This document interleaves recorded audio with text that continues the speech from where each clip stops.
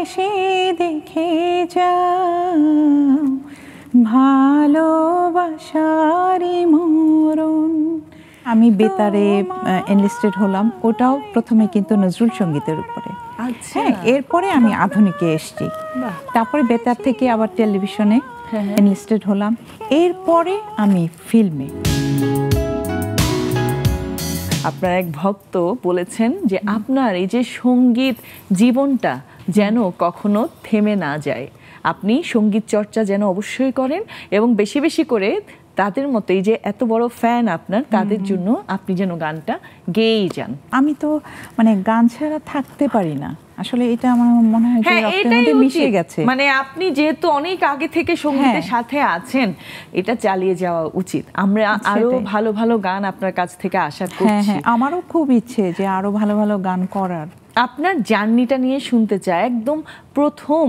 আচ্ছা, মানে আপনার কোন মাধ্যম দিয়ে ইন্ডাস্ট্রিতে আসা হয়েছে? আমি 5-6 বছর যখন বয়স, তখন তো রেডিও শুনতাম আমরা, রেডিওতে ফিল্মের গান বিশেষ করে শ্রদ্ধেয় রুনা আপার গান, সাবিনা আপার গান, এগুলো শুনে শুনে হতো, তাই না? এগুলো শুনতে শুনতে মানে আমি সাথে সাথে গাইতাম। বাহ। তো এটা আমার মা খুব খেয়াল করলো যে দেখি গাচ্ছে, হ্যাঁ মানে সুর আছে, গাইতে পারছে। তখন আর কি আমার আম্মা মানে আমাকে একটা স্কুলে ভর্তি করে দিলেন। তো স্কুলে তো তখন একদম গেলে ওই একসাথে গান করা ওগুলো হতো, তখন কিন্তু মানে হাতে ধরিয়ে দিত না। তো তখন ওখানে যে টিচার ছিলেন, উনি আমার গুরু আর কি, উনি আমাকে আর কি পরে আলাদা করে বাসায় আর কি গান শেখালেন।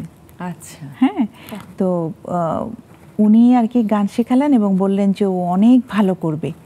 তো আস্তে আস্তে ওনার কাছে শিখতে শিখতে আমি তারপরে তো হিন্দুল একাডেমিতে শিখলাম, হিন্দুল সঙ্গীত একাডেমি, ওখানে শিখলাম 5 বছরের কোর্স। তো ওখানে শিখলাম, ওখানে তো নজরুল সঙ্গীত মানে বেশি শেখা হলো। তো এরপরে আমি বেতারে এনলিস্টেড হলাম, ওটাও প্রথমে কিন্তু নজরুল সঙ্গীতের উপরে।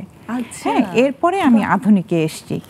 তারপরে বেতার থেকে আবার টেলিভিশনে এনলিস্টেড হলাম, এরপরে আমি ফিল্মে এসেছি।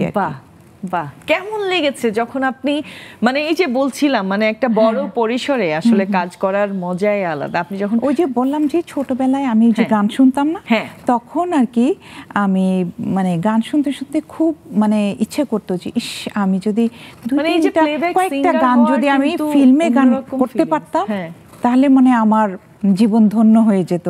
এরকম খুব বড় আশা ছিল না যে আমার খুব একদম 1 নাম্বার হতে হবে, এরকম কিছু না, কিন্তু আমি কিছু গান করতে চাই ফিল্মে, এবং মানুষের মনে যাতে একটু ঠাঁই করে নিতে পারি, এইটুকু ইচ্ছা ছিল। অনেকটুকু ঠাঁই করে নিয়েছেন। মানে এই যে বললাম না, ভক্তরা লিখছে আপনাকে নিয়ে যে যেন আপনি গানটা না থামান। আপনার এই প্রতিভার মূল্যায়ন তো অনেকেই নিশ্চয়ই করেছে, কিন্তু এই যে মুভিতে আসার জন্য হ্যাঁ সুযোগটা প্রথমে কার কাছ থেকে পেয়েছেন? প্রথম এটা হচ্ছে বেতারে অ্যানাউন্সার ছিলেন দিলীপ সোম, প্রয়াত, উনি মারা গেছেন। তো উনি ছিলেন অ্যানাউন্সার। আচ্ছা, তো আমি একদিন রেকর্ডিং, আগে অনেক ছোটবেলায় শুনতাম অ্যানাউন্স করছে, এখন এই প্রোগ্রামে হবে, এখন ভালো লাগে। আমি একদিন রেকর্ডিংয়ে গেলাম, তো ওই গানটার সুরকার ছিলেন তখন শ্রদ্ধেয় শেখ সাদি খান, ওনার একটা গান করলাম। তো তখন উনি গানটা শুনেছেন, গানটা শুনে পরে আমাকে বললেন যে আমি তো একটা ছবি করছি, তো তোমাকে দিয়ে আমি গাওয়াতে চাচ্ছি। তা আমি তো শুনে তো আকাশ থেকে বললাম যে উফ, আমার মনে হয় স্বপ্নটা সত্যি হতে যাচ্ছে। তারপরে সেই থেকে আস্তে আস্তে একদম মানে লেজেন্ডের হাতে পড়েছেন আপনি। প্রথম ছবি হচ্ছে দোলা। আচ্ছা, দোলাতে প্রথম প্লেব্যাক করি। তো ওটার একটা গান কিন্তু অনেক জনপ্রিয় হয়েছে। একটু কি শোনা যায়? হ্যাঁ, খালি গলায় অবশ্য এত ভালো লাগবে না। না, আমাদের ভালো লাগবে।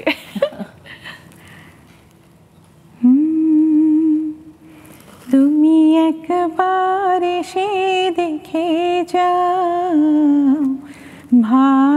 ভালোবাসারই মরণ, তোমায় চাওয়া ছাড়া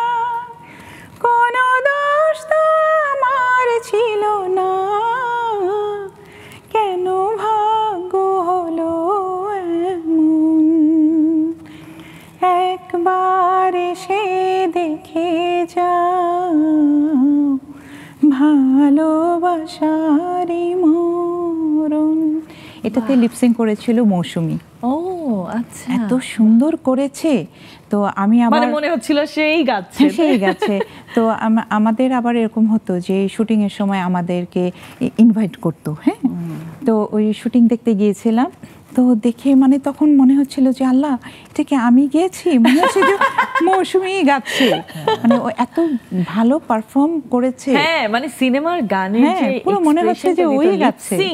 এটাও কিন্তু একটা মানে বড় ধরনের অভিনয়ের বিষয়। এটাতেও অনেকটুকু এফোর্ট দিতে হয়, তাই না আপা? অবশ্যই। মানে এটা না দিলে তো এই যে রিয়েল লাগছে, উনারই রিয়েল লাগছে, মনে হচ্ছে উনি গান নেই। আসলে এটা অনেক বড় একটা গুণ। মৌসুমী তো মানে খুব অ্যাপ্রিশিয়েট করলো আমাকে, বললো যে আপনার গান অনেক সুন্দর, আপনার কণ্ঠ অনেক সুন্দর। ওখানে যারাই ছিলেন সবাই বলছিলেন যে অমল দাস না, অমল দাস ছিলেন না, অমল বোস, উনি তো খুব বলেছেন। বলে কি আমি তো গানটা প্রথমে শুনেই ভেবেছিলাম যে ওপারের কেউ গান গাচ্ছে। হ্যাঁ, এরকম একটা ফ্লেভার কিন্তু আছে আপার কণ্ঠে। এরপরে রিজি আপা, তারপরে এম এ খালেক ভাই, ওনারাও কিন্তু বলেছে গানটা শুনে প্রথমে মানে মিউজিক ডিরেক্টর গানটা শুনিয়ে বলেছে যে আমি নাম বলবো না, হ্যাঁ একটু গানটা শোনেন তো কেমন লাগে। তখন বলে যে হ্যাঁ গানটা তো অনেক ভালো লাগলো। বলে তো বলেন তো কে গেয়েছে? বলে কি ওই পারে কেউ হবে। মানে এরকম আর কি, মানে এত ভালো মানে ফিডব্যাক আমি পেয়েছি। বাহ বাহ, মানে আশা করি আপনি এটা বজায় রাখবেন যে আপনি আমাদেরকে সবসময় গান উপহার দিবেন।